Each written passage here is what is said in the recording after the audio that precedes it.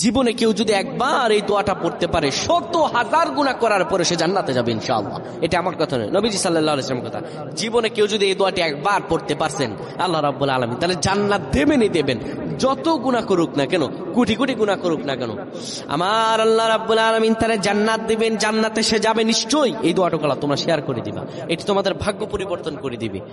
নবীজি সাল্লাল্লাহু আলাইহি ওয়াসাল্লাম আমাদেরকে বলেন যতই গুনাহ করো না কেন আল্লাহর কাছে ক্রোধন করো, আমার আল্লাহ কান্না শোনেন। আর আল্লাহ তাআলা জানিয়ে দিয়েছেন আসরাফু আলা আনফুসিহিম লা তাকনাতু মির রাহমাতিল্লাহ। বান্দারে যত জুলুম করেছো, যত গুনাহ করেছো তুমি যদি আল্লাহ তাআলার কাছে মাফ চাইতে পারো, আমার আল্লাহর কাছে যদি দয়া চাইতে পারো, জীবনের সকল গুনাহগুলোকে আমি রব্বুল আলামিন মাফ করে দিব। বান্দারে হতাশ হইও না, আমার রহম থেকে তুমি নিরাশ হয়ে যেও না। নবীজি বলেন লা ইলাহা ইল্লাল্লাহ দাখালাল জান্নাহ। কেউ যদি একবার জীবনে লা ইলাহা ইল্লাল্লাহ বলতে পারে আমার আল্লাহ তারে জান্নাত দিয়ে দিবেন।